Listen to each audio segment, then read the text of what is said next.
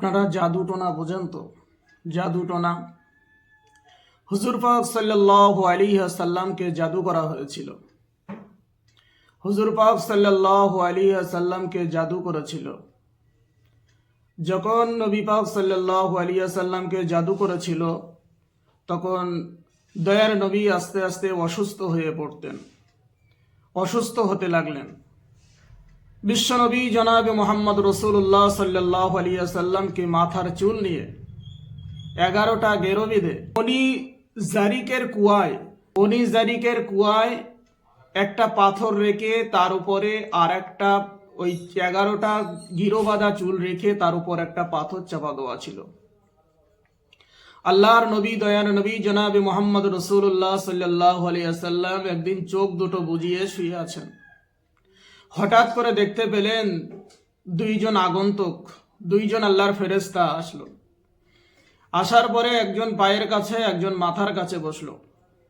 নবী পাক সাল্লাল্লাহু আলাইহি ওয়াসাল্লাম চুপচাপ আছেন।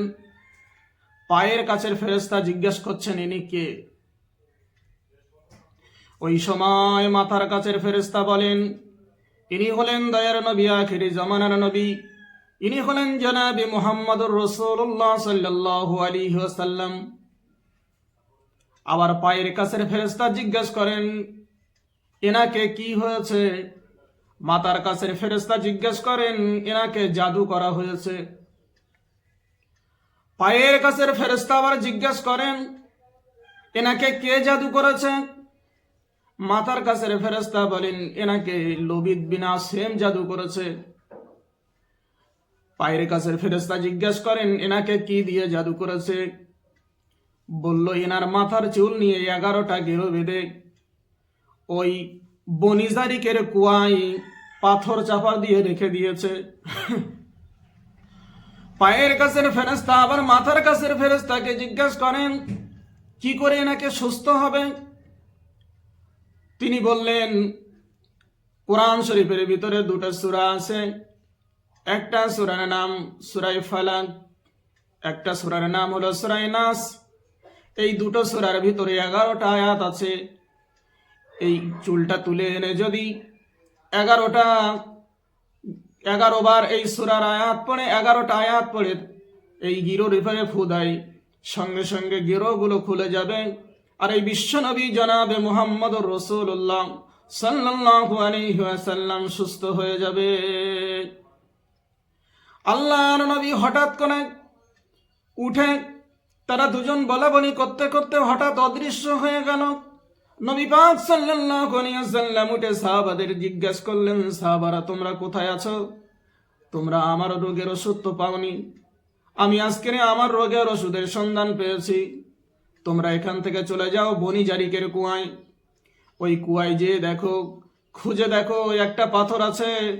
ওই পাথরের উপর আমার মাথার চুল আছে, 11টা গিরো বাঁধা আছে, আর একটা পাথর দিয়ে চাপা দেওয়া আছে। ওই চুলটা তুলে নিয়ে তোমরা আমার কাছে চলে এসো। সঙ্গে সঙ্গে সাহাবাই কেরামেরা চলে গেলেন বনি জারিকের কুয়ায়। যাওয়ার পরে মাথার চুলগুলো আনলেন।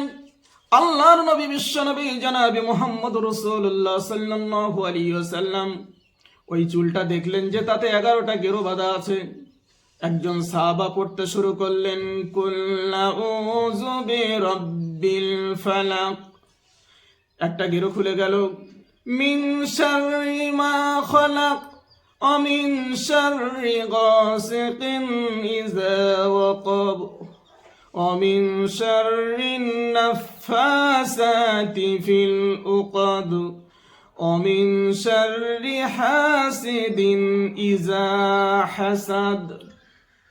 আবার একটা সূরা আরম্ভ করলেন, কুল আউযু বিরাব্বিন নাস মালিকিন নাস ইলাহিন নাস মিন শাররিল ওয়াসওয়াসিল খান্নাস আল্লাযী ইউওয়াসবিসু ফি সুদুরিন নাস মিনাল জিন্নাতি ওয়ান নাস। সঙ্গে সঙ্গে মাথার চুলের যে 11টা গেরো ছিল, সঙ্গে সঙ্গে আল্লাহ পাক রব্বুল আলামিন সমস্ত গেরোটা খুলে দিলেন। হঠাৎ করে রাসূল পাক নবী পাক সাল্লাল্লাহু আলাইহি ওয়াসাল্লাম বিশ্ব নবী আমার শরীর সুস্থ হয়ে গেল, তিনি দাঁড়িয়ে পড়লেন। আল্লাহর নবী ওই জবান মোবারকে সেদিন বলেছিলেন, দেখো আমার উম্মতেরা, আমায় সাহাবায়ে কেরামের শুনে রেখে দাও, এই 11টা গিরু বাঁধার কারণে আমি অসুস্থ হয়ে পড়েছিলাম।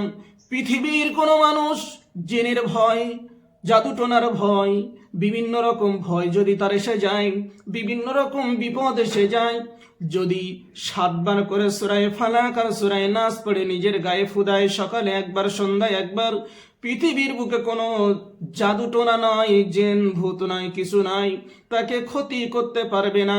আল্লাহ পাকের কালাম পাক তোমাদেরকে জানিয়ে দিলাম।